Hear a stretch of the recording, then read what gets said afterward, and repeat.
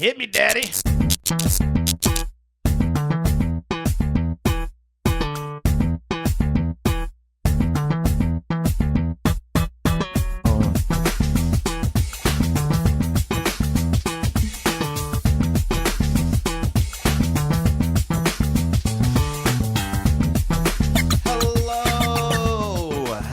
Hello, everyone, and welcome to another Angels Singing Songs for Silly Men Sagging Their Socks in Silent Silhouettes on Screen, while Uncle Gary got all chubbed up after checking out the Children of the Corn soundtrack episode of the Days Grimm, brought to you by Purple Moose Power Washing, LLC. Dude is crushing dicks. He's the newest guy on the block, fucking doing all kinds of power washing. Check this dude out. Link in the description for his wonderful website here. Give this dude a peek. Newest sponsor of the Days Grimm. Again, my name is Brian Michael Day. My name is Thomas Grimm. And we got Drew back here fucking snapping dicks. What's up, dudes? Not much. Everybody doing okay? Hot outside. Yeah, I'm sweating like a motherfucker. Dude, it is hotter than Satan's taint out there, dude. It is fucking hot. It is a hot bitch. I got really drunk last night. Yeah, I was worried about Gonna stammer through this. So a lot of stuttering in the near future. Heads up, folks. But yeah, we covered the names. We covered the new our newest sponsor. Thank you for sponsoring us, Purple Moose Power Washing. Joining us this week in the Days Grimm studio is Eric DeLong. How are you? Eric DeLong. Is that okay? Yeah, I just turned your name into like Mario Italian. Kart. Yeah. I'm doing Is it all right. Italian?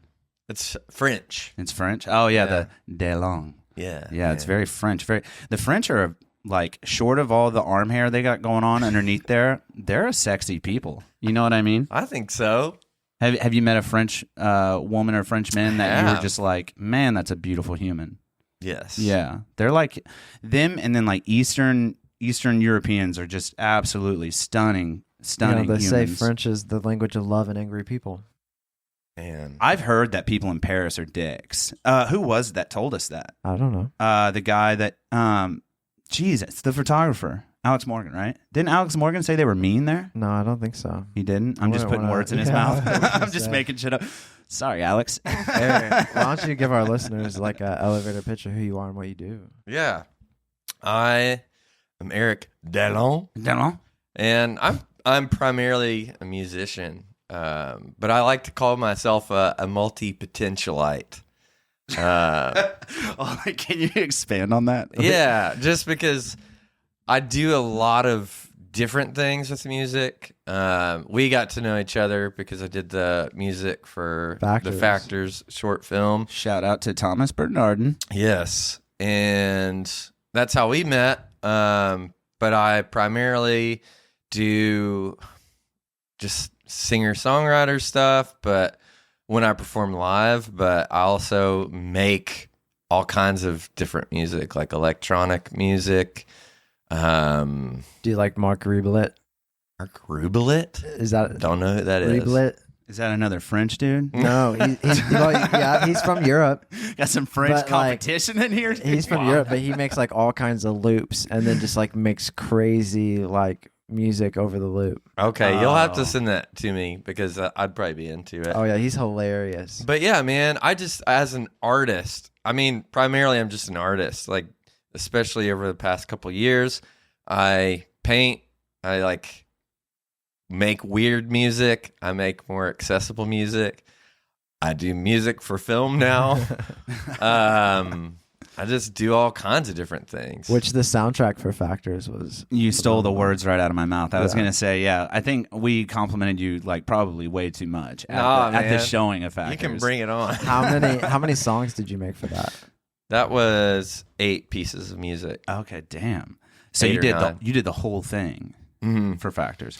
I don't know why in my head I was like, oh, he did like. Well, there was one sample of The Strangers, I think, in there. Yeah, there was. And there was also a song from Cannon Hands, which is my friend Billy's band that he used to do. And then Thomas actually used one of my songs from the album I put out in October. Damn. Nice. So you put something out just pretty recently. What is that? 9 months ago? What's that album called? It's called Reorder. Reorder. Yeah. Nice. And singer-songwriter stuff, basically, kind of. Yeah. Just you and a guitar. No, I mean it's more than that. But I didn't mean to like simplify it. Sorry, No. that sounded like a dick. No. You and your silly little guitar. I'm a big acoustic guy, so Yeah. like, I love the singer-songwriter It's stuff. primarily acoustic, but there are drums and bass and cello and violin and other stuff. And is that all like plugins that you do yourself? No. Or you had people actually playing the instruments? Yeah. Really? That's intense. Yeah, and I recorded it all and did all the engineering and all that, stuff. Wow. That is sweaty, Well, dude. we'll dive deeper into that after we get it into this death of the week. Yeah. Are you familiar with the death of the week? Paquito. A little bit. Paquito. It's going to get weird, dude. So I just like heads up, Eric. Let's go ahead and roll into this week's death of the week. Drew, hit him.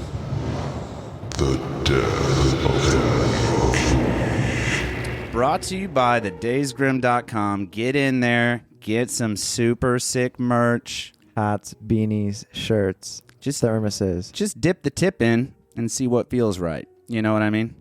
But anyways, moving forward. This week's death of the week. Dies after crash landing homemade rocket. A U.S. Daredevil pilot has been killed during an attempted launch of a homemade rocket in the California desert. Quote, or sorry, this is poorly written. AKA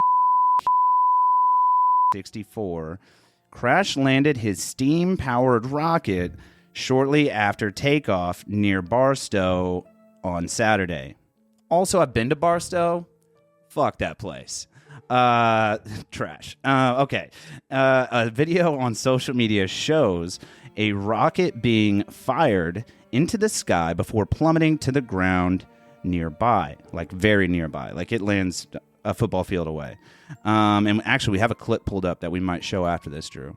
Was well known for his belief that the Earth was flat. He hoped to prove his theory by going to space with a steam-powered fucking rocket. Saturday's launch was reportedly filmed as a part of Homemade Astronauts, a new TV series about amateur rocket makers, to be aired on the U.S. Science Channel. The project had to be carried out on a tight budget, i.e., we had to use steam instead of fucking rocket fuel.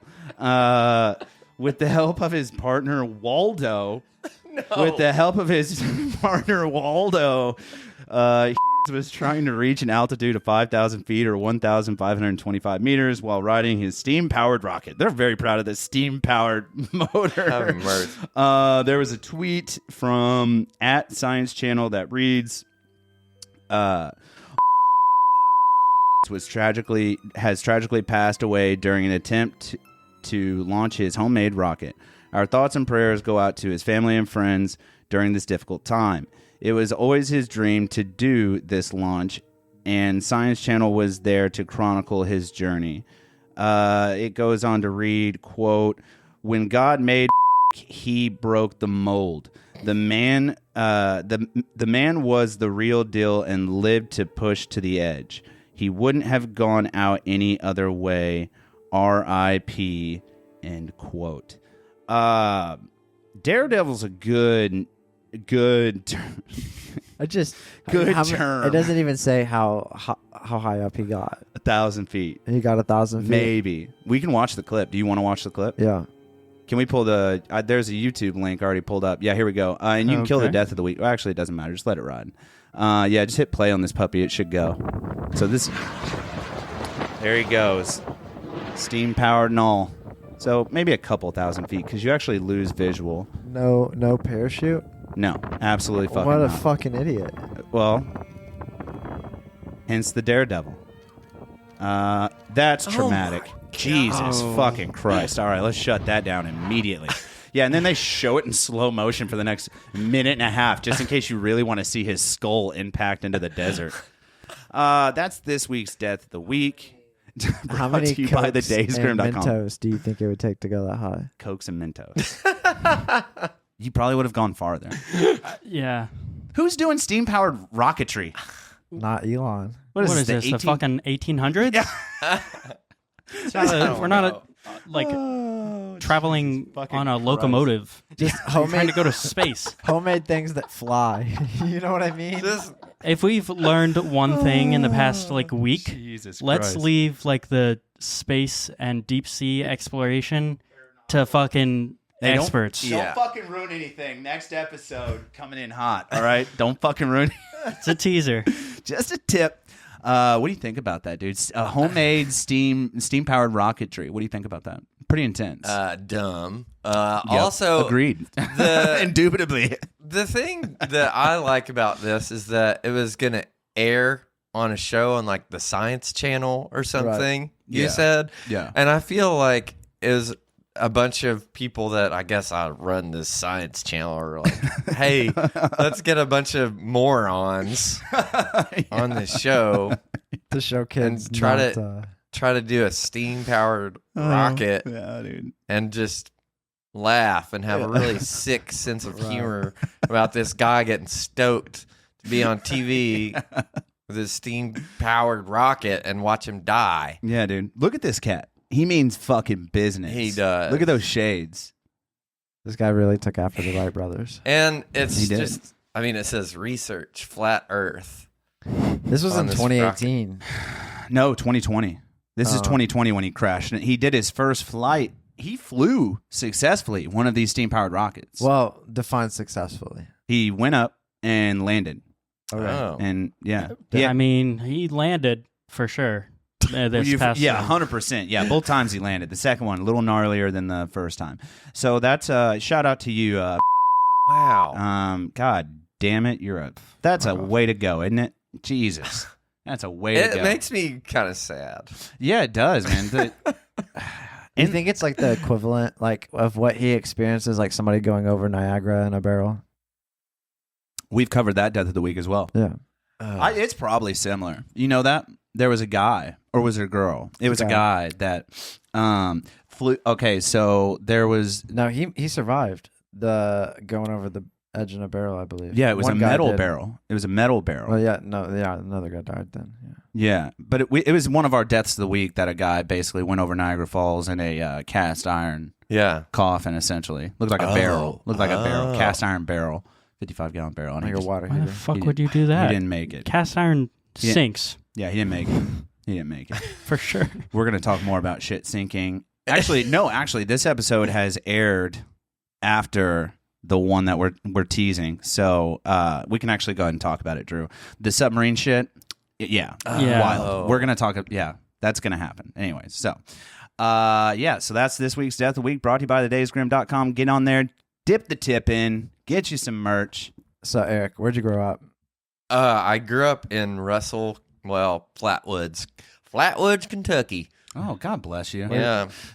Home of Billy Ray Cyrus. Is that really his hometown? Uh-huh. He used to come and sing at our pep rallies sometimes That's at high sick. school. That Were is you sick. into music then in high school? Oh, yeah. So, like, it was kind of cool to have him there? No. not a Billy Ray fan. Nah. Oh, break my heart, my achy, breaky heart. We're gonna get a copyright for Yeah. that. I'm trying to think of when that song was popular. I feel like it was early 90s. 92, 92-ish. 93. Yeah. Something like you're older than me. You would remember. So- I'm just a baby at that point. You Yeah. said you were already, like, a fan of music in high school. When do you think you found, like, your love for music growing up then? Oh, when I was 5. What happened that made that happen, or you know what? Yeah, my whole family. Yeah, my whole family plays bluegrass, and so Fuck, that's we sick. would have, family reunions at my. And how many banjos were there at the family reunions? Really, just one or Damn. two. Just Okay. one. Okay, Yeah, couple. my uncle Ronnie Hell yeah. played banjo. Those are some rad Yeah. things to see people play. He's sick. What's the deal with the short string on the banjo? So I play guitar myself. Yeah, and yeah. I've always wondered. There's like that one string that goes halfway up the neck, and then there's a tuning knob there. Yeah, What string is that, and why is that there? Do you Yeah. know what I'm talking? Have you seen this up you close? can do it in different tunings, but it's a high G. So it's the highest string. It's the highest string, The highest whereas string. on guitar, the top string is the lowest string. Yeah. Yeah. It's really confusing. I've never seen. Have you ever seen a banjo up close, Drew? Yeah. Yeah, they have that weird string that stops halfway, and then there's a tuning knob there. Yeah, I don't understand it. I barely understand how to tune my guitar. So Oh, you play, Drew? not well. Okay. Was your uncle a ladies' man? I feel like those banjo players get all Yeah, their fingers dude. going. Digit work. You know what I mean? Digit work. Digit work, finger. Get some I don't know, reps finger in. picking. What's the, I like that. I don't know the right. Get What do you? the digits in there. Man, I'm really good with a ring finger. I'll tell you what. Give me a thumb and a ring finger, and I'll get in there. I don't know. He was married to my Aunt Suzanne for as long as I can remember. So he was a lady man. He was a lady. He was a man. one ladies man. Probably had a lot of kids then. None. None? Really? Just dogs. Just dogs. Maybe. My Uncle Ronnie is a badass. Yeah. Like he was super talented at banjo, but then he just quit playing and he retired pretty early. I would say maybe in his 40s. Did he pick it back up? Nope. Damn. He was an aeronautic mechanic. Sheesh. Oh, and- he's doing some shit. but legit, not with steam. Not using fucking steam. What are the fucking odds that we came all the way I back know. to aeronautics? Here dude. we are. We came all the way back, Just looping dude. it back. Got to close the loop. But yeah, he had an aeronautic business. So he's a smart man. oh, It was super his smart. business. Yeah, and then he sold it for millions of What dollars. did he do? Like aeronautics? Like what? He was a make? mechanic. Oh, So he really? repaired airplanes and worked on airplanes. Sick. Stuff And- that actually flip. Yes. And you know, honestly, and I don't say this to belittle Ronnie whatsoever. Please don't Yeah, take yeah. that this way. But like it like if you're a tool head, like if you're a machine head, it's odd like how easy it is to like a motor is a motor.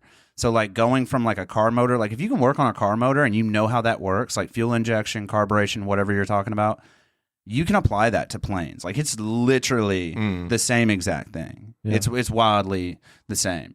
But like, I mean, there's some stuff that doesn't apply. I'm sure. Like cars aren't taking off the fucking ground. But True. Cars Most don't of the have time. flaps that move. If you're doing I it feel like right. There's a lot more to it though, because like planes have flaps and different lever systems. You know what I mean? Like yeah, and the fuel systems are different. Yeah. Due to like well, plane altitude turning. too. If you go up too fast, some that are on like a same motor as a car or whatever, Yeah. they'll cut out if you're going up too high too fast. They'll Oh. stall. Are you a big plane guy? Did you ever Nope. like you never Nope. rode in planes at all? I mean, I've ridden in a plane.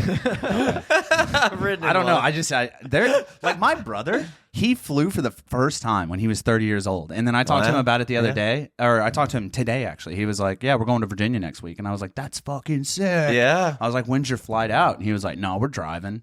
I was like, "You're driving to fucking Virginia? That's horrible." That's a long drive. Yeah, like and he- 12 hours. Or I was like, something. "Why don't you just get tickets, go fly?" And he was like, "Fuck that, I'm never flying again." Dude, to this day, as a 34-year-old man, he will not fly. He's such Wow. a wussy, dude. That's not- Safer than driving 12 hours. Exactly, and he's already done it once. Yeah. Like he knows the fear. Like I don't know. Anyways, Yeah. So you discover my- your music at a young age. Yeah, so my whole family plays music. And so we would have these family reunions at my great grandparents' house in the middle of nowhere, Kentucky, where basically the only people that live there now are it's like my great aunt and what are those people that aren't Amish? Mennonite. And Chris Stapleton's family. Seriously. That's all the only people that live there. That's true. And So this is a village we're talking about. it's not a town. village because they are not close to one another. It's very spread out. But everybody at night would go into the living room in like a big circle and play songs, whether they're like old bluegrass songs or their own songs or, just folk songs. And I just always loved it. And I loved the stories that were told in music and also the stories that were told about the music. And everyone in my family, they're just so talented. So what instrument did you learn to play and at what age first? Yeah. Guitar when I was 13.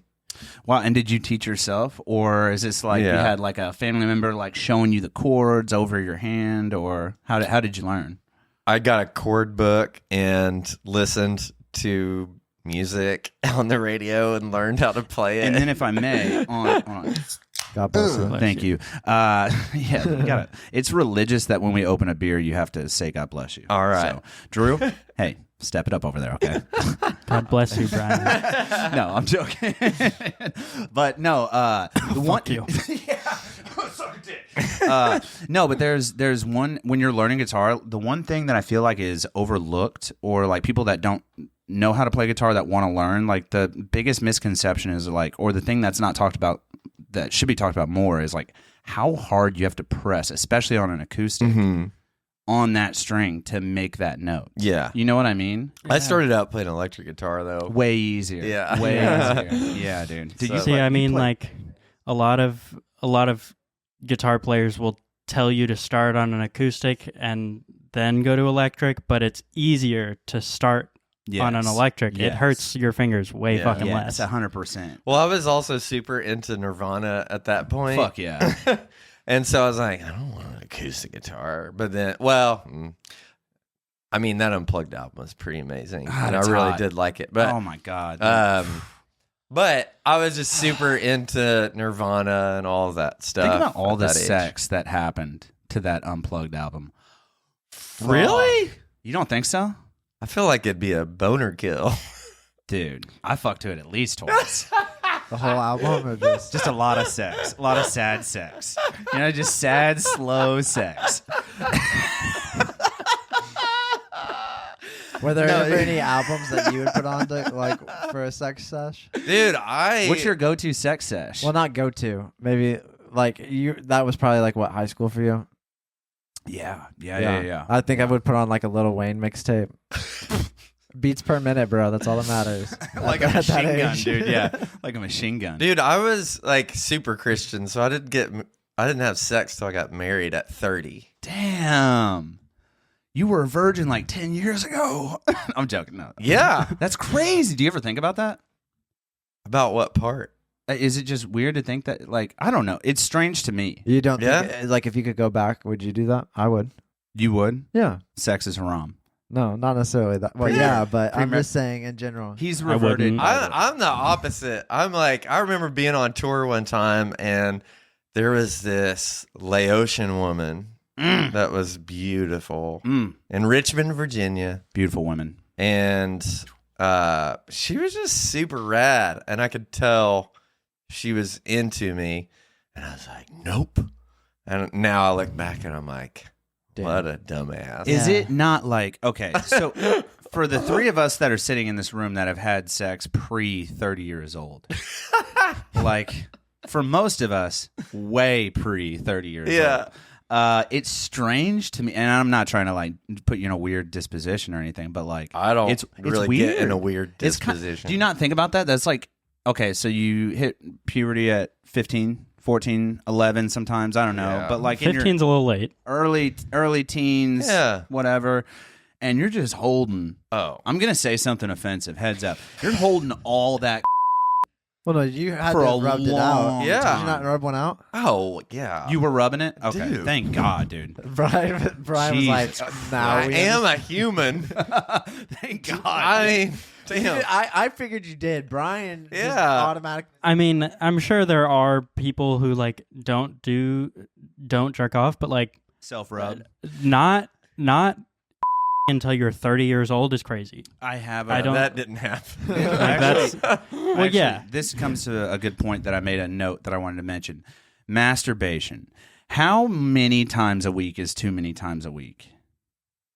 It This depends is an on how important many- question. What age? Because I feel like No, I'm as a rubbing grown it man. way out less now than what I did when I was As a like grown in high man. school. How many times is too many times? And this is an Eric question. Oh, this is a me Yeah, question. so how many times is too many times to masturbate? Porn or no porn, it doesn't matter. Just the act of masturbation. Like, how many times is too many times? Or is there too many times? I mean, that just comes down to the individual. You think so? Yeah. Like the drive? Or your, like, T drive or your sex drive or whatever? Yeah, You think so? I think so. And also, What about for you personally? Let's get really personal. for me, What's too many times in a week? Like 3, and you're like, man, I'm worried about myself mentally. I don't know. too many times? In a work week. 5 days. Work week. In a 5 business days, so I week. don't have a day Business off. calendar. Well, Business I mean, calendar. yeah, the Dude, weekends, feel free. Yeah, I go weekends to are town. free. Yeah, go So- to town. We have only really conversationally interacted at the Factors thing, and like, so in this environment, I just want to let y'all know that I am probably going to come across different That's fine. than I did there, because I'm actually kind of more philosophical and kind of introverted, and I just think very deeply about these things, because what's too many times? I think it depends on what you're trying to focus on. That's true. So, there are some people that are all about semen retention. I've read a lot about that. Was going to be a Kevin Gates. follow-up. Yeah, Yeah. Kevin Gates is doing a semen retention. And, that's essentially like your life force as a man. And, That's why I feel so dead inside. So I am focusing on creative work, Yeah, I don't really want to do it. it'll like fuck you up, I wouldn't say, like out of your rhythm. yeah. I mean, I feel like it changes the focus of my being. That checks out. That makes sense. Yeah. You're in a different gear, if you will. Yeah. Yeah. And, I mean, what's too many times? I mean, if I do it more than twice, That's a problem. You're like, I'm like, meh, what's happening? this ain't working for me. Yeah. You got to tell your dick, put your dick in timeout. You're like, fucking, hey, chill out, bro. Gotta go to an MA meeting. Take an Ambien, just take a nap. You know what I mean? Just chill the fuck out for a minute. They say when you sleep, you have like 20 boners throughout the night. That is true, dude. Yeah. Dude, do you think do you ever think about how many times you just wake up rock solid? Yeah. It's fucking annoying. Yeah, constantly. I'm like dry humping my mattress into submission. You know what I mean? Like when I wake up in the morning, like, God damn. My wife works nights, so like she's never there when I wake up. So it's just like aggressive fucking dry humping of my mattress. No, I did want to ask that question. That's weird that masturbation came up. I did want to ask that though. Okay, so anyway, so on to high school. Back to the timeline. So do you play any other instruments besides guitar? And if so, Yeah. what was next after guitar? After guitar, I The played thing- bass in a band next. Oh, in an organized band. Yeah. And what was Did that you- band called? Is it still standing or no? No. Who was it? Yeah, it was just like some friends In high school? Okay. Yeah. Did you guys like press a CD or anything like that? One. And then you just handed them out, or was this in What's the that Yeah. look for? What was that look for? You were like one. And it was terrible. Oh, was it? It Oh, was no. terrible. Was it the vocals that killed it? What happened? Construct your own criticism. Well, we recorded with this guy that lived basically up in this, holler up in West Virginia on top of this hill. And I like a nice holler. And just it so was we're clear. like Frog something Studios, and it just I can't remember the name of it, but it was really bad sounding, Oh, God. and it was just embarrassing. Damn. It's not really a great story or anything. It was just, I was It's your first time recording. or 16 years old, Yeah. and the drums sounded so reverby and 80s sounding, but not Yeah. in a cool way. Yeah. Like by accident. Fuck. It's just gross. It's just gross. So did you ever learn to play any wind instruments? Oh, I played saxophone. Did you? Yeah. That sexy sax, Sexy sax. dude. Who's that? Who's the black guy that plays for Dave Matthews? I don't know. Oh, Who's the black guy that plays for Dave Matthews with He the dreads? died. Did he die? Didn't he? Did he I die? don't. Yeah. Can you look that? Let's Google see. if he's alive. And also, what is his name? The saxophone, that was a beautiful instrument. mean, Yeah. My God, some of the Dave songs that would just open up with that. Dude, I get fucking.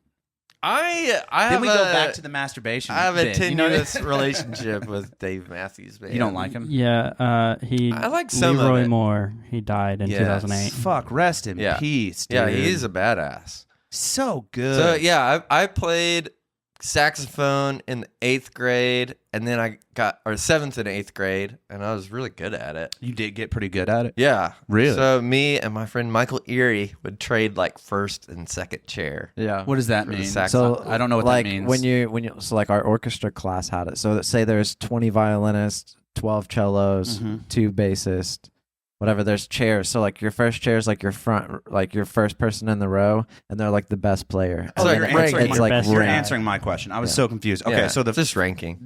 one chair and the 2 chair, it's like lead man, like follow me type of thing. It's It's like like the your best starting player. lineup. Got it. Yeah. Got it. That's Put like it in sports terms. that's for like Brian. your that's Yeah. like your shooting guard. Yeah, I get that, dude. Nice, man. That's like your QB. So I did that, but then I got my teeth knocked out, and I had to stop playing the saxophone. Fuck, so that, dude. Then I How did that happen? playing baseball. Fuck. Yeah. How? What happened? Can I ask? Or is this too traumatic? No. Oh, okay, it's cool. Fine. Making Uh, sure. Sweet. No, Let's hear we were about it. I was very into baseball, and that was like my sport. Yeah. And yeah, man, like we weren't supposed to practice, but I was all about it. It was like Labor Day or Memorial Day or something. I was like, we got to practice because we got this game coming up. And everybody was just taking batting practice. We were in the field, Yeah. And it's kind of ironic because I really like Ryan Adams' music, but there's this guy on the team named Ryan Adams, and he just hits this ground ball just like a scorcher. And I was watching the ball come to me. I was playing second base, and I was like, this is the smoothest ground ball I have ever fielded in my 14 years of life, And as soon as I went down to field the ground ball, it hit a rock, and it busted me right in the face. Ouch. And it knocked one of my teeth like 6 feet behind me in the outfield. And the other one like went up into like a 90-degree angle in my mouth and was like stuck like that. Blood sprayed the first baseman, my friend Matt Kaiser. I still remember who it was. Damn, this is traumatic. This is like Saving Private Ryan. Oh dude. man. There's been other stuff. Last year I got stabbed by a schizophrenic dude. Yeah. Is this around music too? I bet you weren't expecting that. So it just started raining and my windows are down, but I'm gonna leave them because I want to fucking hear that story. So whatever happens. Was it over like a bad game of dice or No, it was at work. at work? What do you? Well, you don't have to say the type of what's the I like. don't know. I work at like a bougie specialty coffee shop. Oh, you got stabbed at your coffee shop that you work at. Yeah, Oh my god. because this dude came in. Did you and- spell his name wrong? I don't mean to laugh at your misfortune. no, it's wild. Fuck, I did not see that coming. I'm just trying to- that is a wild I left was just turn. trying to think what you can get What stabbed over happened? coffee. What happened? What Well, fucking happened? Okay, he came in, and we were super busy. Yeah. And I remember my coworker turned to me and he's like, "What do you want me to do about this?" And I was like, "Well, what's happening?" So I see the guy, and he's like, "Espresso," and I was like, "Man, this is business. Like, it's however much, 382 or whatever." And he's like, "No, I want you to give it to me." And I was like, "We're a business. We charge for things. Like, I'm not going to give it to you for free." Right. This And- is how the world works. Dude, and it's like a flip switched in his head, and he just like looks at me and he goes, "Well, you know what, motherfucker? You're dead. Oh, he did You're that. dead." He did finger guns. Yeah, like to everybody around him, including me. And I was like, okay, this is an unstable person. Right. Yeah. And so then I go into de-escalation mode. yeah. And I'm just like, step one, get him away from people. Mm-hmm. And so I walk out from behind the counter, and I'm like, "Sir, I'm gonna have to ask you to leave," just being calm. Yeah. And he started to act like he was gonna leave. And then what happened is we had these big, like essentially like 2-liter glass bottle water decanters full of water at each table. Mm-hmm. And he grabs it and he's like, you know what? I'm about to bust this over your motherfucking head. And so I don't know. I was probably like 8 feet away from him. And I was That's a good distance to have. That's a strong distance. Yeah. So I was like, I didn't say anything. I was like, okay, this guy is clearly unstable, not well.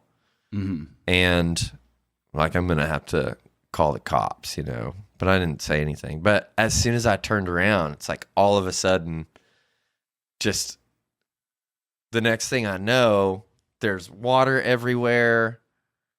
Something exploded on the ground. I just say he stabbed me because it's easier.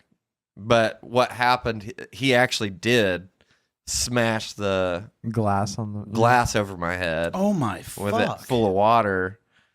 And it somehow lodged into my collarbone. You can't really see it. It's what the fuck, dude? Right here. And then it just like went, it was like a deep puncture wound into my collarbone. But I didn't know about it because I was in shock. Right. I'm surprised you didn't drop from the concussion. Yeah. From the hit over the head. Yeah. Or was it your back or something? It was my head. He clocked your dome. Yeah. And you stayed standing. Yeah. I'm a wiry dude, but I'm resilient. Have you ever played hockey, dude? Like, you are in the wrong field, my guy. You are a tough son of a bitch. A hockey goalie in your future. Yeah, man. Give this man some skates. Let's take a quick break. Let's let Drew go put his windows up. Okay. At least the rain just stopped. But anyway, so you got stabbed in the collarbone. Yeah, so I didn't realize that I had a puncture wound in my chest until, like, he was gone because I was wearing a black shirt. Yeah. And I thought it was just water on me. Blood. But it was just blood. Blood and black. And I was just in the Vanderbilt emergency waiting room, you know, for like an hour bleeding profusely. And they're like, I finally get in there and they're like, why didn't they get you in here sooner? You're like a millimeter away from having a major artery severed. And they're like, you could have died. My question was going to be like, how close to your lung did he get? Not close. Not I mean, close. It was like up here. Right. That is stressful. Yeah, man. Drew, was it worth it, that story? Yeah. It was worth it? Yeah. Okay. For everybody that doesn't know, we just took that quick time out so he could roll his windows up. So. And we're getting pissed on outside. So exciting fucking story. After high school, what do you do? Yeah. I mean, after high school, I played in a post-hardcore band. Fuck yeah, dude. Yeah, that was kind of like Refused. They were like Love Refused. Okay, cool. Love Refused. Do you guys know Refused? No. Nope. They're a band from Sweden, and they were ahead of their time. Super ahead of their time. Yeah. They came out with an album in '97 called "The Shape of Punk to Come." And they basically influenced all the like kind of emo stuff that came out. Yeah. Oh yeah. Damn. Tasty little nugget of knowledge there. I highly suggest if you like fucking hardcore fucking music, check out The Shape of Punk to Come. Yes. Holy fuck. I know you don't care because you're more of a hip hop guy. Check out Shape of Punk to Come by the Refused. Yes. Holy and it was fuck. just super rad because they brought in the influence of like electronic drums and stringed instruments, but it was also really aggressive. So I did that. I was in a band. We were all nerds and loved Lord of the Rings, so the band was called Samwise. Okay, fucking Led Zeppelin, chill out, dude. Samwise. All their sheet music's written in Elven. Yeah. We talked about Elven forever ago, dude. Did you know Elven is a language you can learn? Yes, it's legit. You can go to college and learn Elven. Oh, gosh. You can go to college and learn fucking Elven. Of course you can. Just in case some Lord of the Rings fans try to revolt into war. And hey, fucking shout out to the greatest band of all time, Led Zeppelin, dude. They've been doing it right for a long time, even though half the band's dead. So, but yeah, they were big Lord of the Rings folks, man. Were they really? I didn't know that. You ever read their lyrics? They're Not all really. Was it Lord of the Rings? Am I thinking right? I don't know. Are they I'll Lord of the Rings? Look it up. Yeah, they make a lot of references to like Holla. Yeah, look up Lord of the Rings references. Yeah, okay. I'm thinking correctly because I'm not a big Lord of the Rings fan. Yeah. but I'm a huge Led Zeppelin fan. I have a Jimmy Page tattoo on my tit. And you were listening to Led Zeppelin when I got Yeah, here. dude. So Battle of Evermore. based on Return of the King. Yeah, dude. Yeah, they're big. They're big into who wrote that series? Was it J.R. Tolkien? Yeah. Tolkien. J.R.R. Tolkien. Yeah, they were big into Lord of the Rings. But yeah, so you guys were basically Led Zeppelin Jr. Okay. So No, not at all. Samwise is the name of the album. But yeah, that was so. That's a fucking name for it. That band was super fun because we played with a lot of like tooth and nail bands and what does that mean? They're a label. They were kind of like this Christian underground kind of Christian label. Like, have you ever heard of the band Norma Jean? Yeah, I love Norma Jean. Okay, so they were on Tooth and Nail. They started on Tooth and Nail, and we played a show. Like one of our, like the shows that I'll always remember is we played a show, and it was Norma Jean, and they're like, yeah, and it's this new band that we just signed called Me Without You, and we saw them play, and they were like Refused and Me Without You are two of my favorite bands. Me Without You, I've never heard of them. If I'm being totally honest. Yeah, so they were wearing these super nice suits and just flailing all over the place, and they have super poetic lyrics, and they're just, and it's aggressive, but it's artistic. You know, not just like meathead kind of lyrics. You know Vanna? Vanna, no. Ooh, Google Vanna real quick so we can pull up one of their albums real quick. They oh, go ahead. I was just gonna say on the band that you just said, Jesus, Norma Jean. Yeah, Norma Jean played multiple shows with this band named Vanna. Okay. Holy fuck, dude! I'll show you after the pod. Yeah, my God, these dudes are still making albums. Cool, and they're still fucking. So does Norma Jean too. Yeah, fucking intense. But anyway, so you played with those guys. Yeah, and for everybody that doesn't know, like that's a big name to be playing with. I mean, yeah, it wasn't then. Norma Jean blew up though. Yeah, yeah. So, but and then like I got to play with one of my other favorite bands. They're called Blindside, and they're kind of similar to Refused, and they're also from Sweden. Sick. And so it was a great time. Yeah. And that I played bass in that band, and playing bass in that band actually taught me a lot about guitar. So I did that like after high school, and then kind of overlapping, I started a solo project called The Apprentice before the freaking TV show started in like 2001. Fucking Donald Trump. And fucking asshole, dude. Fuck that guy, dude. He's a human being, but also I do not, shit. Yeah. No, I get you. So you start the solo project. And then it became a band, and we were on like a little indie label until like, I don't know, 2009, and we did a lot of touring. So what was tour life like? I mean, you were a young guy going on tour. Yeah, I started like really 20s? touring in college. Yeah, like around 20s-ish? 21. What were you going to college for? I went to school I double majored in biblical studies and arts and humanities. And music degree? Minored in youth and family ministry. What the fuck is happening right now? Hold on.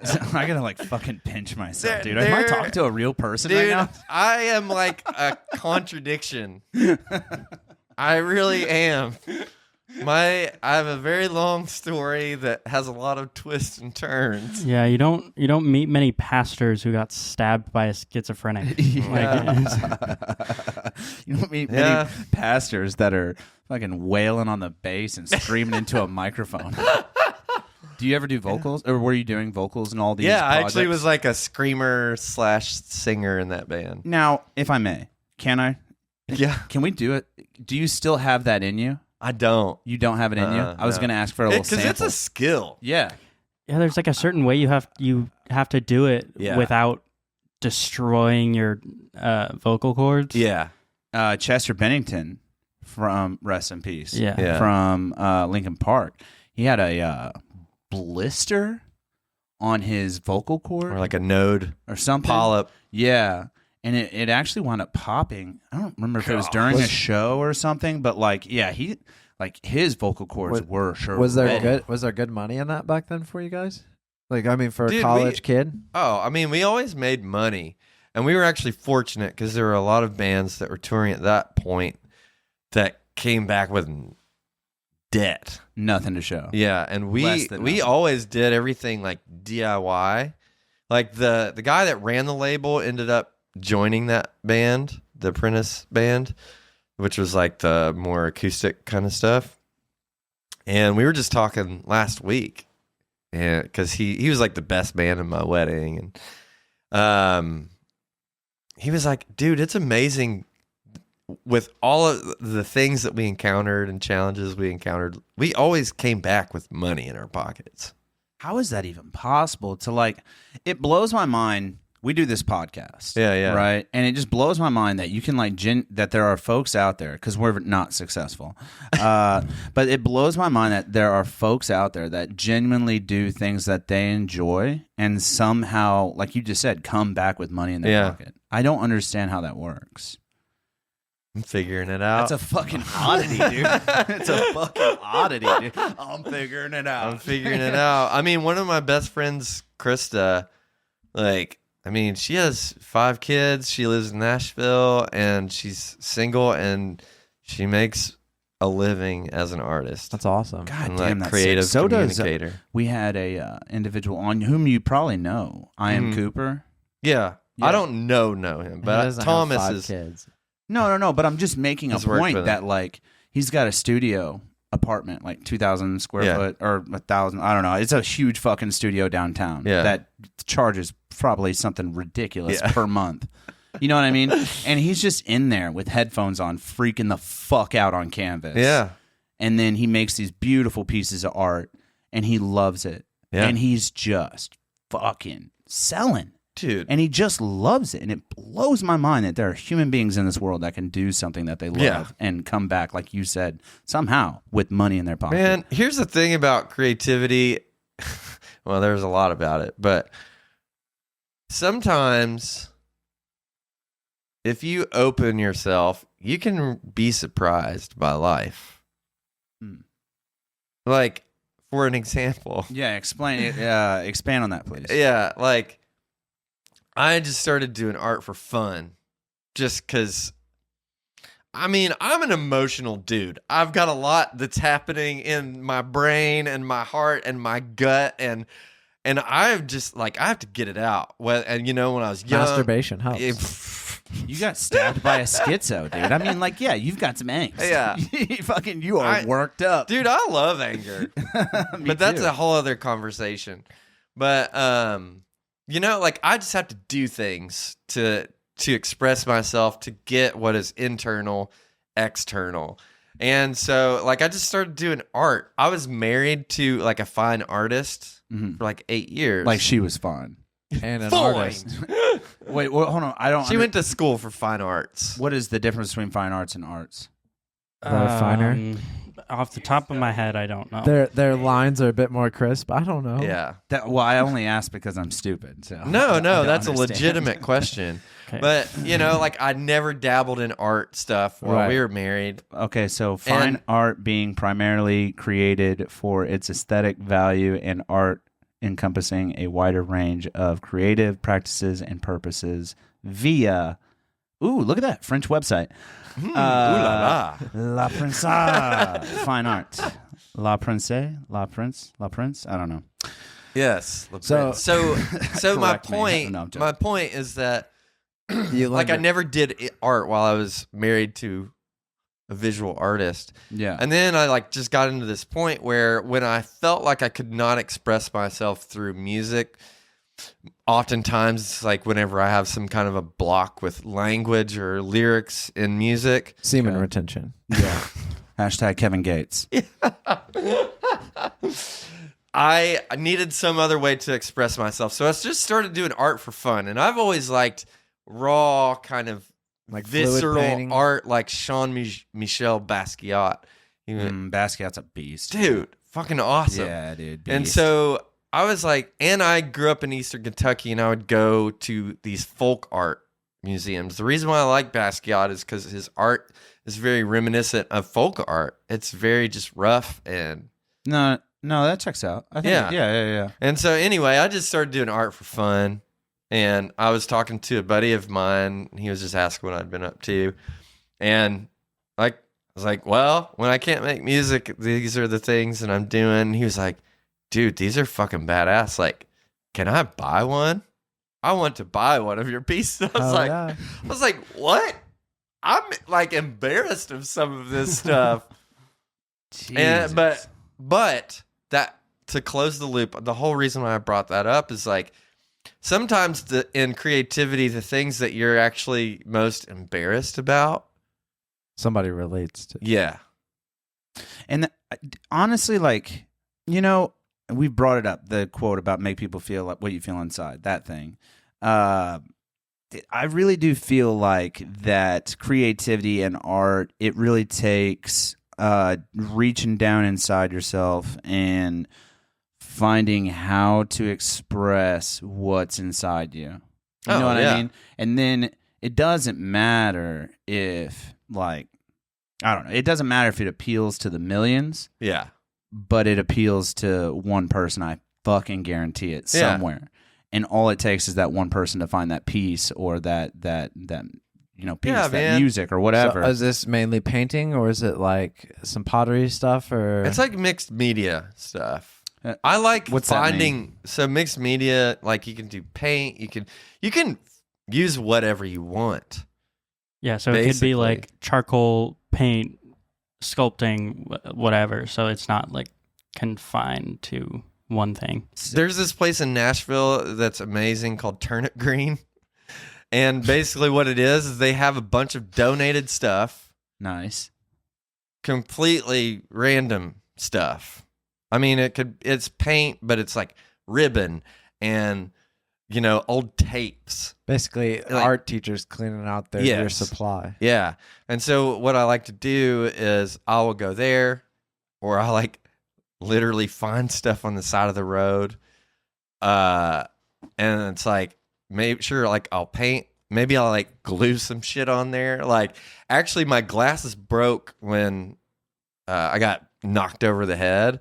And I made 2 pieces with like pieces of those broken glasses. We follow an Instagram page of this guy around here that like, I think he's technically from Louisville. Yeah. But like he walks along the river and he just finds things that are thrown in the river and just like takes pictures of them. And I'm sure he's making some art or something, but like literally that's his whole Instagram page. He's finding a couple of these guys laying around. You know what I mean? I think we'll actually call that Sammy the Squirrel or something. You know? Do you like Sammy, Drew? How do you feel about Samwise? Sam? Ooh, Samwise.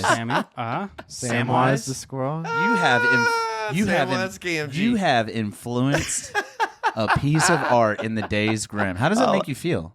I feel honored. This is Samwise the squirrel, everybody. I love it. Newest addition to the Days Grimm. Hop on in, tune in to the YouTube channel and get a peek at this guy. Dressed up for the 4th of July. Happy 4th of July, everybody, by the way. I think this is airing on the 4th of July. Really, nice. No fucking clue, honestly, at this point. Go America. Capitalism. Whatever. Speaking of which, have you seen that the show that just came out on Netflix? It was actually released in 2014 called Unbreakable. Based on that like Olympic athlete that was in World War II. No, I've not. Dude. Good? Really? I love World War II. I was watching it, and so like there's like scenes where like he's like in like camps or whatever or torture things, but like I was watching it and like I found myself making the same facial expressions as the actors. I was like, fuck, this is a good movie. Like, dude, I love, and that's go back to the art thing. Yeah, you know what I mean. Like he's feeling what that person, because it's you know what I mean, real, right? God, isn't that somehow they've tapped into some real experience they've had in order to fully express that character, and that is art. Right. Because it causes an automatic mirroring within yourself. Have you ever put on any virtual reality headsets?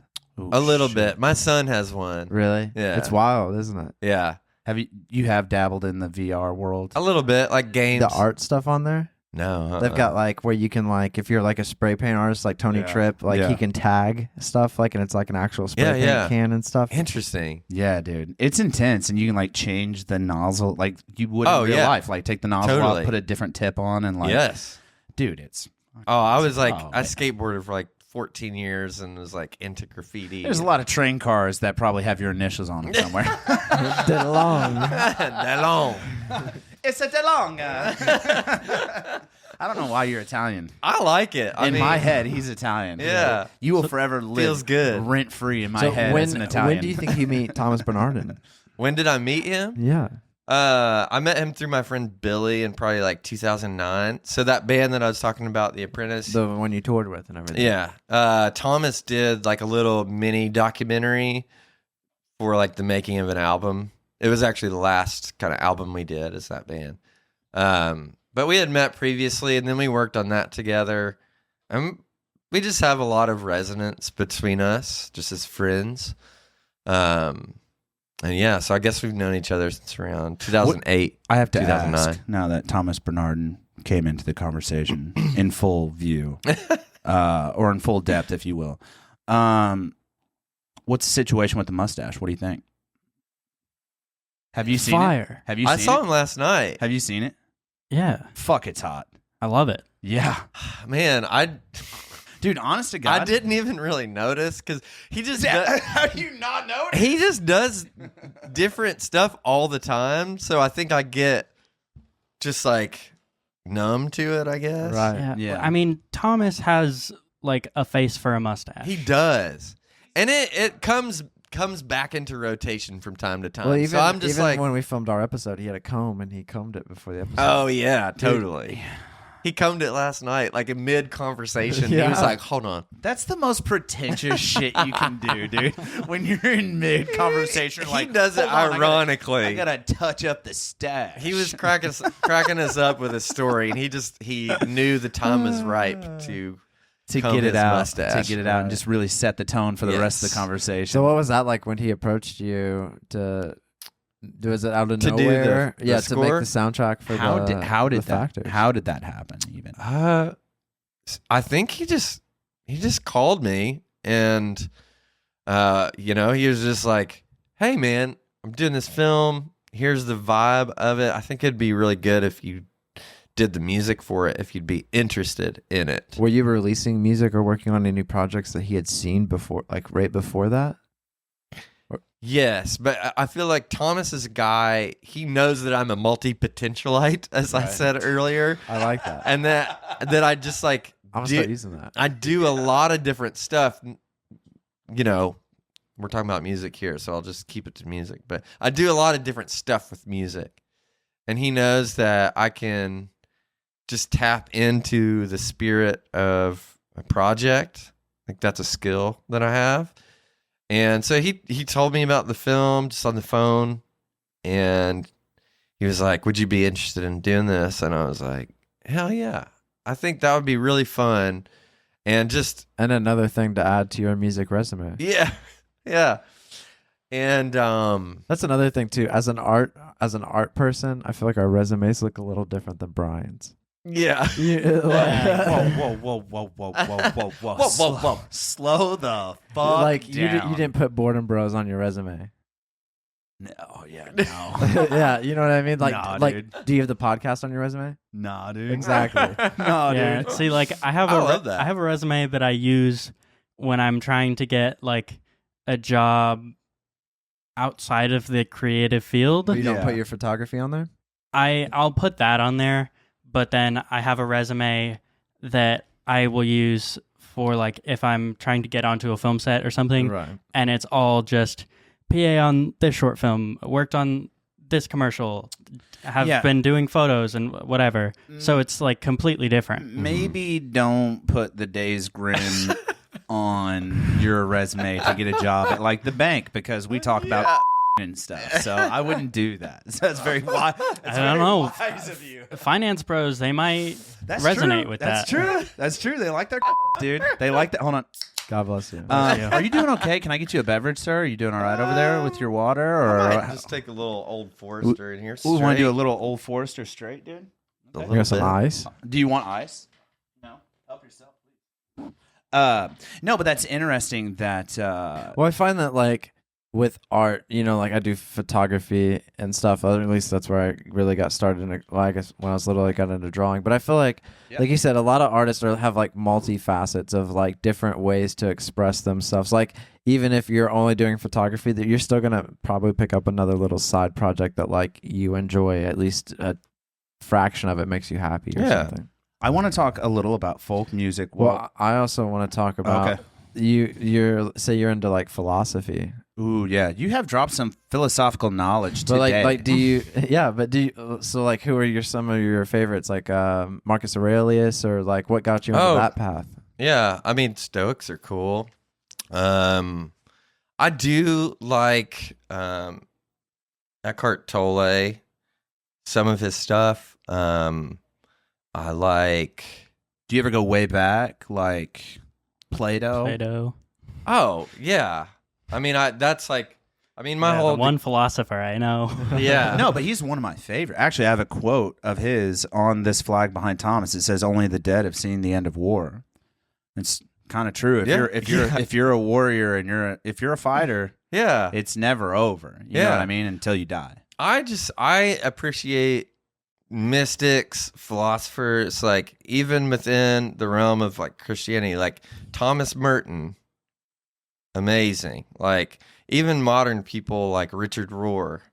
That's what I was gonna get into next. Is like, who do you think these like modern Stoics of our time are? Like Saraguru or like well, Jeff he's a good Peterson, one. or He's a what's good that one. guy's name? John Peterson. Yeah, John Peter. Like John Peterson. he's that older guy with white hair that does a lot of like Canadian. deep talks. He's he's on like the Jordan Peterson. Sorry.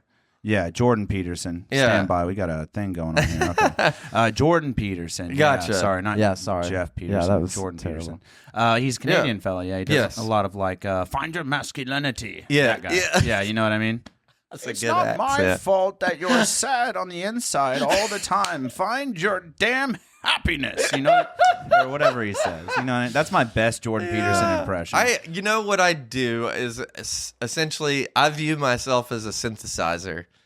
Like a keyboard? Yeah. Oh, okay. So what I do is I take sounds that I like. Yeah. This is an extended metaphor here, but I take sounds that I like, I incorporate them into my library, and the stuff I don't like, I just don't incorporate into my synthesis. And then, whether that is Plato. I like some of Plato. I like some of Jordan Peterson. I think some of his stuff I don't agree with. Like It's aggressive. I love Richard Rohr, Mm-hmm.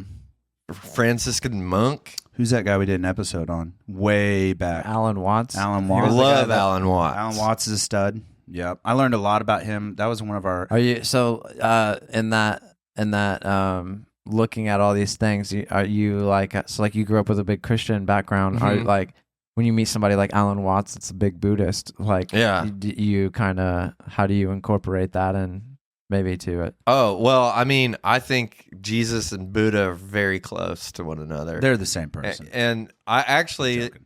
like, so I had a very big, so I used to be a pastor. This is why I'm like, my story has so many turns.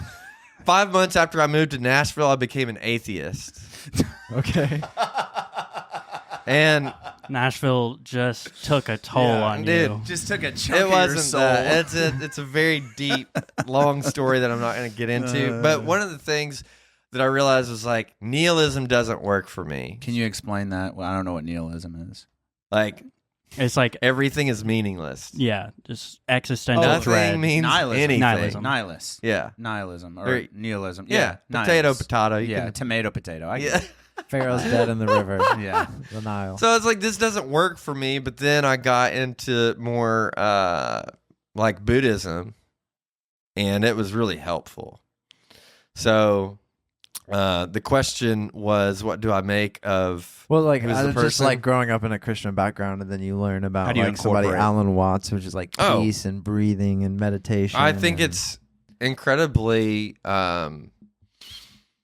I think it actually works really well with the Eastern origins of Christianity. There's actually a lot of paradox in Christianity, and I think people actually extricate the actual Eastern origin of Christianity out of it. Absolutely. Yeah, that actually makes a lot of sense. I can see that. It's an Eastern religion. Yeah. Also, like that's why people Buddhism think is. Jesus was white. But Jesus actually spoke Aramaic, and the Bible is written in Greek. My man had a tan. Let's be clear. Oh, for sure. For sure, he had a sweet fucking tan, dude. So, but Buddhism is really helpful to me, actually. And before I go to bed, I read the Bhagavad Gita, which is like a Buddhist text. Hindu text. Yeah. Is it just in the Quran? So like the Islamic people, they believe in reading if you say this prayer and then you read like the last 3 chapters of the Quran, and then also there's a verse, an ayah earlier from like Surah Baqarah, I think. If you read that section, and they say that like warns off like bad jinn in the night. But like, is that like the same passage almost? Jinn or ghosts? Yeah, jinn or like spirits. It's not the same passage. I'm just I just meant curious like little cat, man. Okay. I'm just a curious cat. Meow. Yeah. I mean, I just think that there is a thread that runs through all of that stuff. Whether it's philosophy, different worldviews, religion, spirituality, whatever you want to call it. It's all trying to be a better you. This brings up a good question, actually, since you are able to philosophize. I love it. Bring it. Philosophize? Is that the right word? Sure. Okay. Yeah. What brings to you, if you could tie a thread to every human being alive on earth, what is that thread? What ties us all together? What brings us together? What makes us all the same? Does that question make sense? I think it's that we all are born and we all die. Well, it's on a visceral level. Like, what brings us, you and I, together?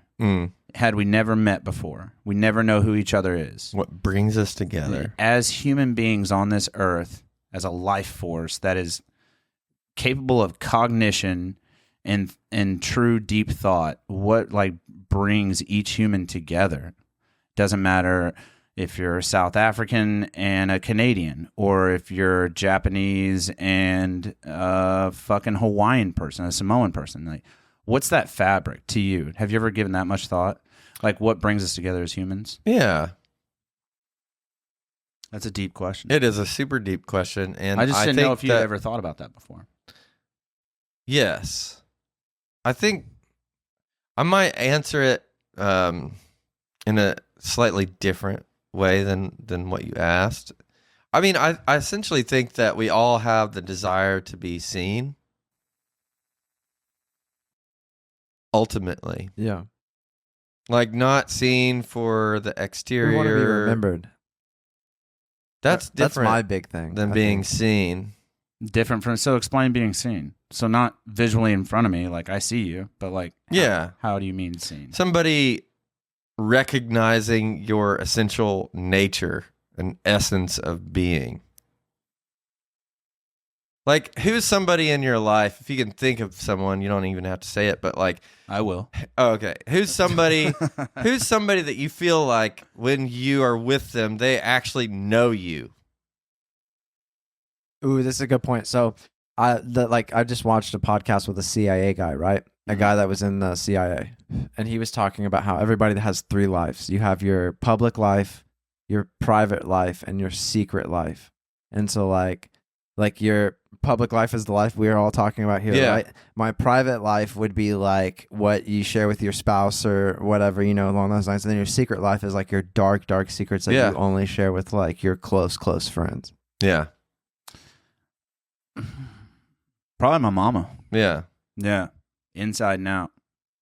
Yeah. And what is that feeling that comes up in you when you are around her? I would die for her. Yeah.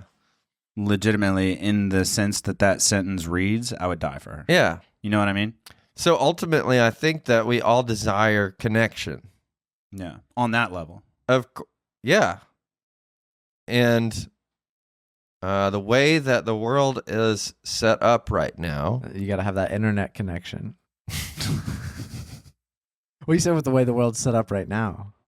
Yeah, the way the world is set up right now, it's pretty much antithetical to actually connecting and actually seeing the essence of a person. Can you explain antithetical to me like I'm a 4-year-old with a lemonade stand? Yeah. Yeah, for the viewers, Thomas knows what it means. Yeah, it's like I actually, just so we're clear, I fucking don't. yeah. So it's so I fucking don't. the way the world is set up, it's actually opposed to us actually connecting as real people. It's Yeah. opposed to that. Yeah, I can Does see it have that. something to do with like the superficiality of like this world that we're in?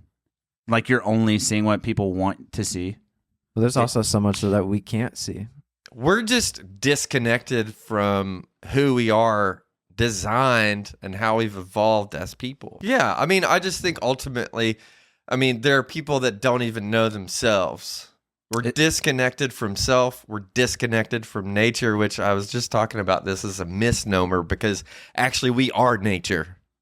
Right. We're disconnected from nature. We're disconnected from community. We're disconnected from others. I say that a lot on the show. Isn't that scary that we're Yeah. so incapable of even like sitting alone in a room in the quiet and just like rehashing shit that we don't want to rehash? Like as human beings, like we, like you just said, you're just so disconnected from like even yourself, let alone having the capability of seeing somebody in your definition. Isn't that wild? That like as creatures, we're just so disconnected. And we actually thrive as a species on connection. You know, And coming up tribes from and like herd. hunter-gatherer. Why is it like that? Why are we like this? I can do it. I can sit alone in a room and say out loud the things that terrify me at night and the reasons that I don't sleep, and I'm okay with that. And like you said, in front of my mama, sheesh, dude. So he, again, like I was saying, he plays this stupid fucking game called fucking Islam. No, I'm joking. He's reverted to Islam. Or he's reverting to Islam eventually. Looking into it, yeah. Yeah, looking into it. No, okay. But it's so weird that, like, I'm okay with being alone with my thoughts, but, like, as humans, just in this day and age, like, most people are not okay Well, with being so have you alone read with their thoughts. Sarah Guru's new book, The Inner Engineering? No, I haven't. Do you ever do any, like, grounding where, like, you bury your feet? Yeah. Yeah. But how's that? Like, fuck, that's kind of hot, dude. it's game changing, bro. Yeah. Like, believe it or not, like burying your feet at the base of an old tree and just sitting there for 15 minutes. I got into it when I was still living in Evansville, like years ago, just because of the scientific studies that have been done on it to reduce inflammation. And then I think we should. I'm also from Eastern Kentucky, so people make jokes about us walking around barefoot, and I'm like, Got, I like, just embrace it. Trailer baby feet. Hey, listen, man, you're not doing yourself any favors. That's all I'm saying, dude. I think Exhibit A. I think we should make everybody do that on the ski trip or on the float trip. I was about to say, we're not going on a ski trip. Make Drew, are you everybody going bury on this their float feet. trip? I have no fucking idea what you're talking about, so I don't know. Drew's going, dude. No, I think we do that. I think we do a nice little like burial ceremony, Right. Where we see like how many people would just get into it. Bury each other alive. Ooh, fuck that too. That would be hot. I'm into that. I just mainly walk around barefoot. Yeah. Are you a traveler? And I don't mean gypsy. Well, he did travel to here to be on the show. Would you consider yourself a traveler? I mean, I have traveled.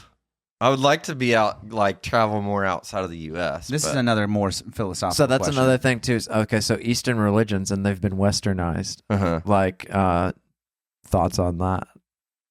Oh gosh, we don't have time for That's that. my thoughts are they've been westernized. All right, episode number 2 starting now. Well, even the news. You know, we only see a westernized version of the news. Yeah, actually, Yeah. my college education was really helpful in coming to that understanding because I was taking a Middle Eastern history class, Oh shit! and okay. every week we would have to write up. We would have to compare and contrast the same story as reported in like the U.S.'s news and the same event that happened, and they reported on Like it. Al Jazeera or something. Yes. Yeah, that makes sense. And the vast difference between the stories. Yeah. I want to go back to the traveler thing before you stepped on my feet. Yeah. Philosophically, are you a traveler? I feel like I'm a traveler because I'm just a curious person. You're a curious like kitty. my mind. Meow. My mind travels all over the place just because I have a genuine curiosity about how people think and where their perspectives are coming from. But also, like it's beautiful to travel and to actually, go to a different location because you get to hear people's perspectives. Do you think that affects your music? The more you Hell travel, yeah. the more your music gets affected? Well, I think Good it question. drastically informed my music. Like when I was in like Bible college, that whole time I was touring. And I mean, in the U.S., the only states that I haven't really been to are Maine, like continental U.S., or like Maine and New Hampshire. Not missing a lot. Yeah. So Missing a lot of crabs going on up there. Lobsters. A lot of grandmas up there. For Love whatever that. reason, there's an excess in the market for grandmothers. I don't know what it is. A lot of older gals up there. So So sounds like it's grandmas, crabs, and Stephen King. And they have Oh, Stephen does he King, yes. live in Maine? New Hampshire, I think. Oh, okay. No, Maine. Somewhere Yeah, up yeah, there. Okay. Up north. I just know he fucks with Maine. Yeah, he does All fuck. right. He reps New England hard as fuck, dude. All right. No, but so the traveling thing though is interesting because the Foo Fighters, a phenomenal band. Yeah. Speaking of Nirvana, Yeah. the Foo Fighters actually one of their last albums that he made with the intent, and correct me if I'm mistaken, but he made with the intent of like, I'm going to travel to 9 regions around the world, and I'm going to make this album 9 tracks. Yeah. And every place he visited, like South Africa, he went to fucking New Orleans. He went to like Canada, up in Nova Scotia. He went to like Sweden. He went 9 different places all over the world and like created an album around like their musical influences that they have there. Yeah. And I think it's pretty neat that like really like for the folks, and I feel like that's another thing that we miss out on in our generation, in our like 20s and 30s, is that like they're not traveling, they're not seeing these other places. You know what I mean? Like most people. Just in general, yeah. Just in Yeah. general, like a 30-year-old has not traveled to Europe. Yeah. Most 30-year-olds have never been to Europe. I still haven't been to Europe. I really You want to go. can't He afford went through the to. military. It Yeah. is expensive, but Yeah. but I yeah, mean, there's yeah. not a lot of traveling going on. Brian only saw Europe through an airport, so Yeah. he's not that fancy. It was still pretty dope though. I got some sauerkraut in fucking Ulm, Germany. Shout out. Nice. Yeah, I they're do have killing to it. say, Eric, I don't know why or how to explain it. I could see you. I assume you're a traveler. I could see you in Rome. All right. All right. I have no explanation Not for been that. there yet. I really do want to go to France. And my friend Thomas, a different Thomas, has family that lives there. Yeah. And actually, when I was in town last for the Factors premiere, we were talking, and I was like, "So, dude, when are we going to go to France?" He's like, "We can stay with my sister. When do you want to go?" Seriously. I was like, "All right." Yeah, I needed 1 year to save up. But it's Another year awesome to get 'cause- my passport. Yeah, because it's awesome though, because she lives in this little village that's not a super touristy town, and that's actually what I want And to you can experience. just train ride Yeah. to the other places. Maybe if you Walk wanna visit around. for a Yeah, day. you can literally walk Yeah. the country. You can walk the country. It takes days, but like you can. Yeah. It's the size of Texas. Like Yeah. you can walk the country. All of Europe is like a fraction of the United States. Yeah, it's very, very feasible to just Yeah. get around on your own feet. Take a train here and then walk to the next Yeah. couple towns. And I really want to go to France. you should go see the motherland. Yeah. You know what I mean? Maybe stop by Italy while you're there, It's Italy. so some folks can say your name incorrectly.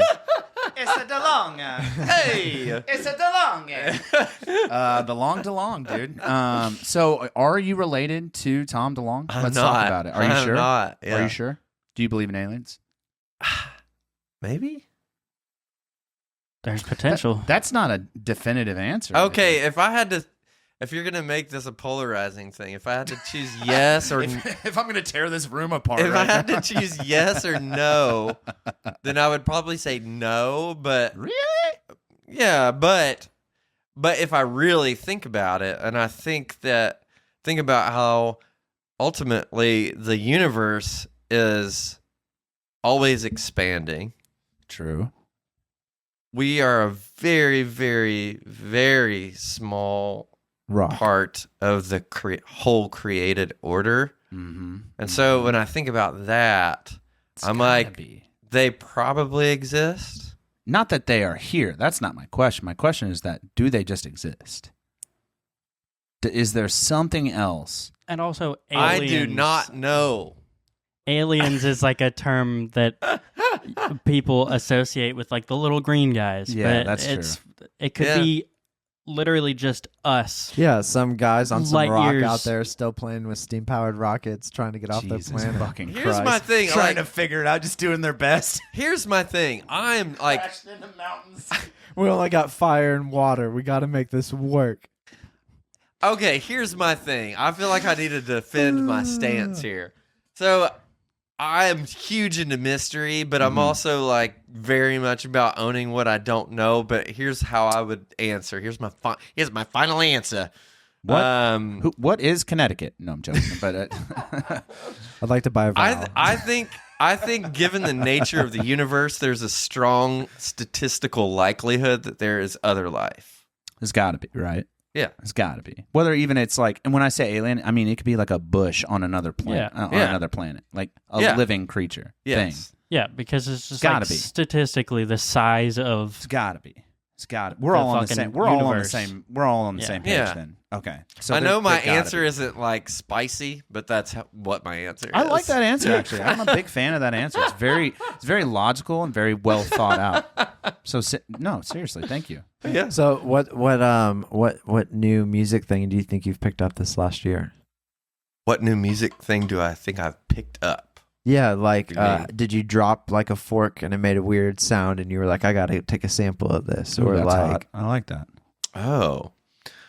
what new thing have you like incorporated into your music? Oh, well, honestly, since making the music for that Factors film, I have this pedal that I use a lot on a lot of the music. It's called a monosynth, Okay. and it's actually designed to be used with guitar.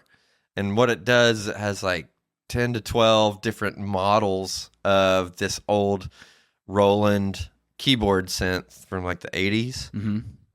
And what I will do is I'll just hook various instruments into that. Just fucking violin. I'll plug my keyboard into it, guitar, bass, or I'll like run. There's a way that I can hook things up to my pedal board and run it through my all my other effects, but use a microphone. So pretty much anything, Right. as long as it's kind of like one note because it's a monosynth. But You could be slapping two sticks of corn together, just like yes, 2 sticks of corn. So I have this little funky air organ, and I can mic that and run it through this mono synth. And it's interesting. So if you have multiple notes going at the same time, it will try to track like a certain note, and it'll do all of this random non-logarithmic activity as it's trying to track one note when like 3 notes are present. So it does this essentially, it's like it does all this chaotic stuff. And I love using stuff for non-intended purposes. Right. And then you often get really interesting results from that. And I could just use it as like ear candy, or I'll use it for like a main part of a song.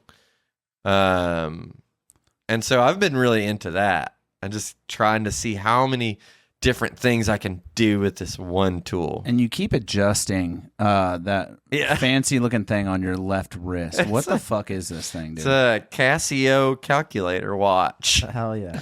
Straight out of 1989 or circa? What? Well, they started re-releasing them. It's kind of a way that I wanted to please and delight my inner child. I always wanted one when I was a kid. And then I saw that they came out with them again. I was like, man, I'm gonna buy that for myself. Oh yeah. Dude. What piece of advice do you have for somebody that's wanting to get into the music field?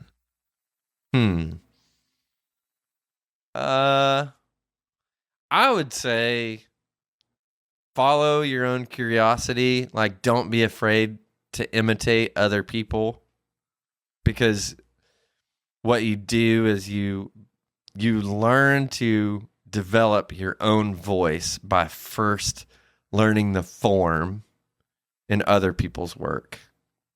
Prime example, Led Zeppelin. Explain. They like riff off of a lot of old-timey Yeah. blues. Yes. And the Beatles, same thing. It's like, Yeah, Beatles, another good example. yeah, the Yeah, Beatles Yoko Ono. were trying to do that same kind of thing, but because of the nature of who they were, you know, like they're Brits, and that they're trying to imitate American music, but because that's not who they are and that's not their makeup, it came out in a unique way. A different way that was a sensation. Yeah. What do you, speaking of the Beatles, what's your take on Yoko Ono? I think we got one of her albums laying around here. Yeah, we do. Yeah. Year of the Glass, if I'm not mistaken. Season of the Glass. Yeah, I honestly don't. Do you know Yoko? I mean, I know who she is, I'll have to play you some of her stuff.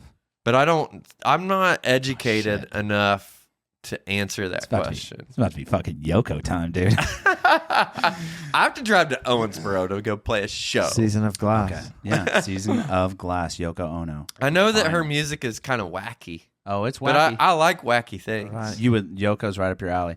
What through this journey of, you know, getting into the music and then you know, all these different projects you were a part of and like doing scores and Preaching and touring. your and- whole entire wild getting stabbed, you know.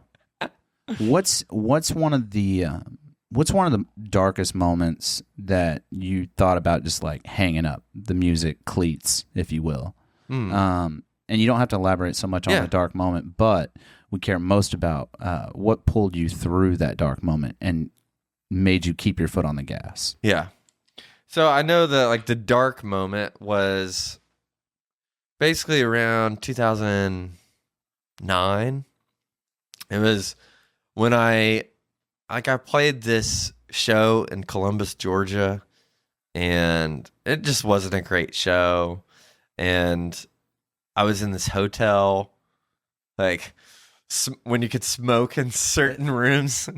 You know, back then, I'm like, It was the 90s. This is a different no, time. it dude. wasn't the 90s. No, it was the early 2000s, but Yeah, it was a different time. I think back it was then. like 2009, and I was like in this hotel in Columbus, Georgia, and I'm like sitting here smoking in this hotel room, and I'm like, damn, this is not fun anymore. It felt like I got to a point of just diminishing returns. And this is an internal reflection at this point. Yeah, but I knew that when it was happening. Yeah. I was conscious of what I just spoke. I was like, man, I'm not having fun. I'm by myself. So did you take a break for a bit, or was there something that pulled you through that moment to where like a week later you went back out on stage on fire? It's or- more of a long arc, but it's a short story. So don't worry. I'm here for it. No, I'm fucking here for it. So, you know, I remember it like that's a very visceral kind of memory of just being in that hotel, smoking in that hotel and being like, I'm alone. It feels like there aren't more people that are coming to the shows. I'm not really making that much money. Do I really want to keep doing this? Because this doesn't seem like it's giving me joy. So I went on a couple tours after that, but I was like, I'm just going to take a break for a while. Then I got married. And, you know, and then basically in 2015, I was like, I need to start doing music again, like at least putting it out there. And then basically like when I was getting divorced, I went to a couple meetings with this group called Artist And. It is for artists that, you know, they do an art and like they're a parent or they have a day job or whatever. It's this organization that just encourages people in their art. And I remember going, my friend Krista runs it. She invited me to come. And she was like, you can pay what you want or come for free. Like, I just feel like this would be good for you. And I went to that. It was just over Zoom. And it was the first time in a really long time that I was like, oh, I'm like with my people. And I felt like revamped, a returning to a part of my essential nature, which is like, I just love making stuff. And I love making music. And for a long time when I lived in Nashville, I was like, ugh, cool. I'm a fucking stereotype. I don't want to tell anybody that I do music and that like I'm a singer-songwriter, because that's the cliche in Nashville, and that's not why I moved there. And then I feel like meeting with that group of people, it just reignited the spark in me that it's completely okay to just accept the fact that I love making music. It doesn't matter where I live. Like, it's something that is in me, and it helps me make sense of the world. It helps me make sense of myself.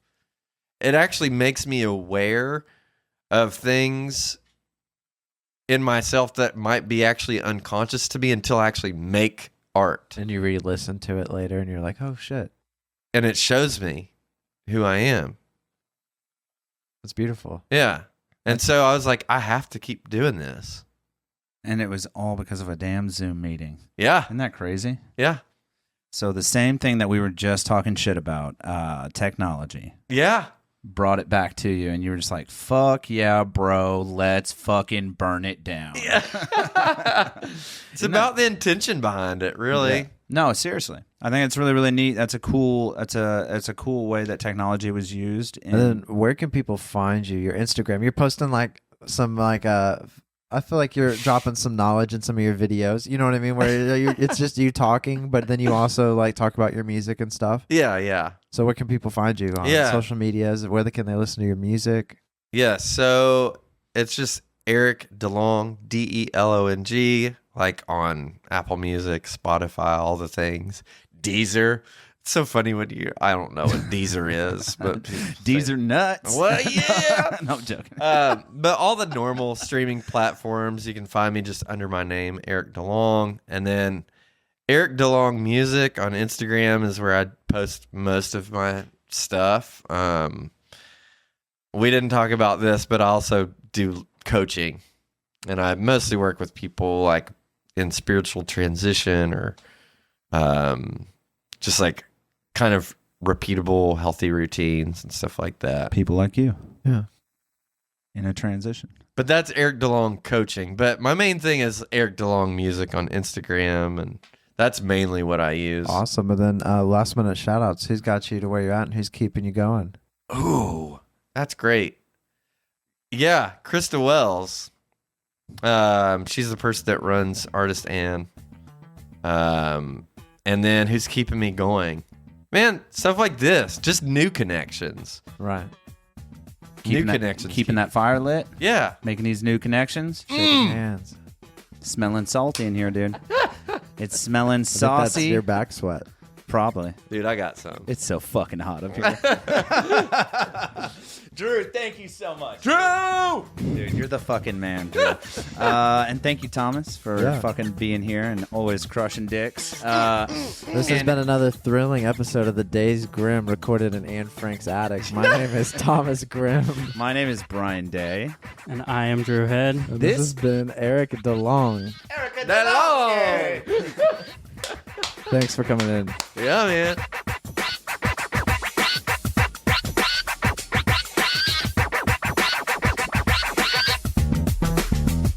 That bass, man.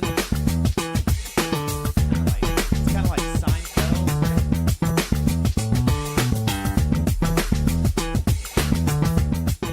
Hey guys, if you liked what you heard today, there will be a new episode next Tuesday, as well as every Tuesday at 6 a.m. So hit that subscribe button and let your phone do all the work for you.